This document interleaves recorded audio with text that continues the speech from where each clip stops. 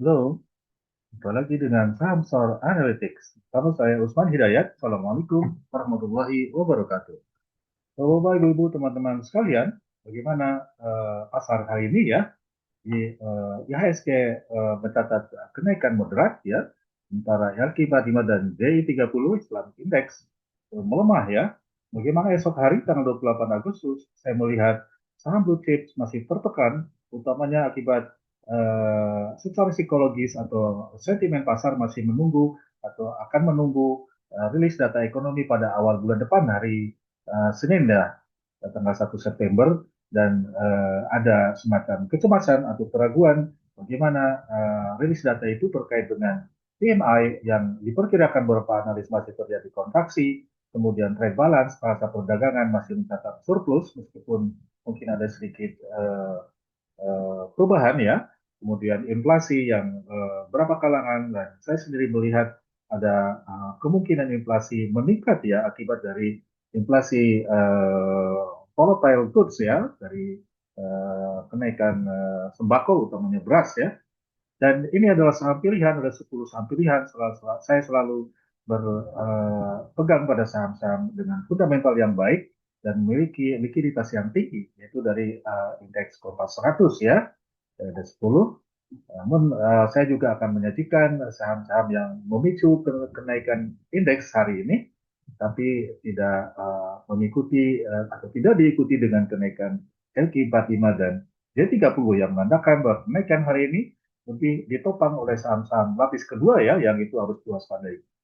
Kembali bahwa ini bukan ajakan atau rekomendasi untuk investasi, tanggung jawab pada pihak Bapak Ibu sekalian ya. Jadi kalau kita lihat ya, ini saya coba review, market review ya, di Kompas 100 ya. Eh, ya, 0,38% ya, indeks menguat, namun RQ45 melemah 0,51% dan DI30 melemah 0,28%. Dan ini menandakan bahwa penguatan IHSG lebih ditopang oleh saham-saham lapis kedua yang non blue chips ya, non RQ45, non DI ya, secara umum seperti itu. Dan kalau kita lihat volume transaksinya ya, oke, value transaksinya masih tinggi ini karena masih ada harapan terhadap saham-saham yang masuk ke MSCI ya. Namun bagaimana kinerjanya kita bisa lihat nanti. Dan value 5 hari 20,3 triliun karena ada crossing yang besar-besaran ya saham-saham yang masuk ke MSCI.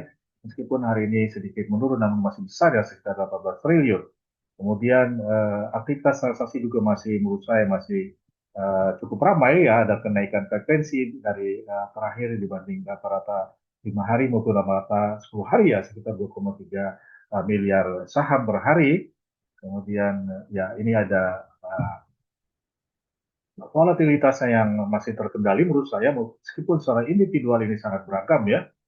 Hati-hati mengambil saham dengan volatilitas aktivitas transaksi yang tinggi, dan itu menandakan terindikasi saham dengan indikasi praktek goreng-menggoreng saham ya, atau ada yang pengendalinya di balik itu.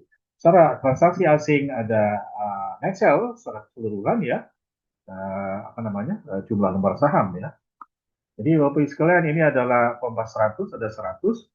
Kalau kita perhatikan dari 100 ini yang mengalami negatif return kemarin ya, ini ada 61 saham, kemudian yang stagnannya ada sekitar 8 saham, dan sisanya adalah mengalami kenaikan ya, masuk dalam janda perbankan seperti Bank BCA dan kenaikan ya, karena sejauh ini Bank BCA relatif tertekan ya. Kemarin tertekan ya, 2 hari lalunya tertekan ya, dan kemarin atau hari ini 0,61% returnnya.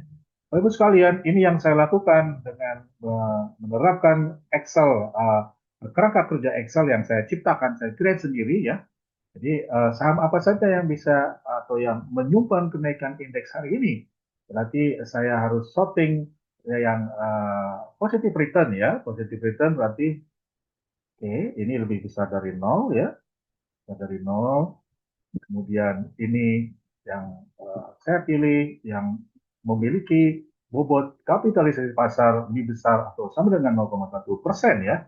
Kemudian saya menggunakan filter ini positif, alfanya positif ya, yang seminggu positif. Ini kita take out yang negatifnya, kita hide aja. Kalau satu saat kita membutuhkan data itu, 1 bulan kita ambil yang positif juga ya. Artinya dia memiliki kekuatan atau daya saing dibanding pasar ya. Dia memiliki kecenderungan untuk naik meskipun IHSG turun gitu ya. Jadi saham-saham yang menjadi pertimbangan kita untuk menjadi pilihan trading atau investasi ya. Oke, kita take out yang negatif, berarti kita masih memiliki 21 saham ya, dari 43 tadi. Kemudian momentumnya, uh, ada kenaikan momentum dari 5 hari, dari 10 hari menjadi ke 5 hari ya, positif. RSI-nya ya, RSI, Relative Strength Index, kemudian average value-nya di atas 10, ya, di atas 10 miliar per hari, dan pada hari kemarin. Kemudian 5 hari terakhir rata-rata hariannya lebih dari 10 juga, kita take out yang ini. Kemudian yang 10 hari terakhir juga kita ambil yang 10 miliar ya. Kemudian frekuensi transaksinya di atas 1 ya, berarti kita hilangkan yang ini. SMSS, SSMS, kemudian ini juga kita sorting lagi, itu di atas, kemudian ini kita sorting lagi. Nah, kemudian dari sisi lain, ya, berarti kita memperoleh dari 43 itu, nah, kita sudah selesai ya. Jadi ada 9 saham yang Bapak Ibu yang menyukai aktivitas trading jangka pendek, inilah 9 saham yang bisa menjadikan sebuah cuan atau yang memiliki fluktuasi harga, volatilitas return yang tinggi, dan demikian ada opportunity untuk taking gain dia, mengambil keuntungan jangka pendek ya. Dan BBKP, Brand, BRPT, Inco, dan seterusnya ya.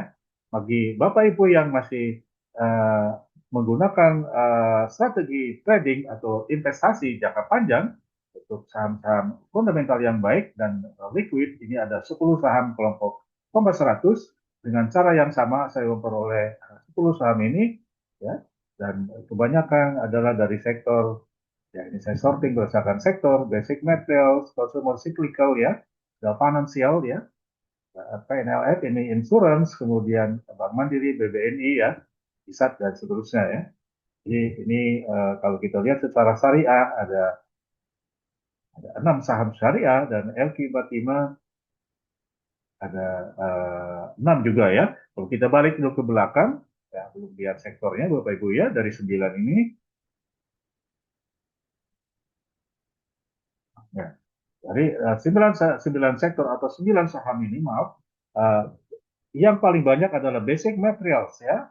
Materials ada 4, kemudian financial ada 2, industrial ada 1, dan infrastruktur ada 1, teknologi ada 1 ya. Kemudian secara syariah kita bisa lihat ada 5 saham termasuk Jakarta Islamic Index 70 ya, dan masuk ke Q45 dan 3. Jadi pertimbangkan Bapak Ibu di samping melihat opportunity atau high risk high return, namun tetap berpegang pada saham dengan kriteria yang fundamental yang baik dan likuiditas yang baik.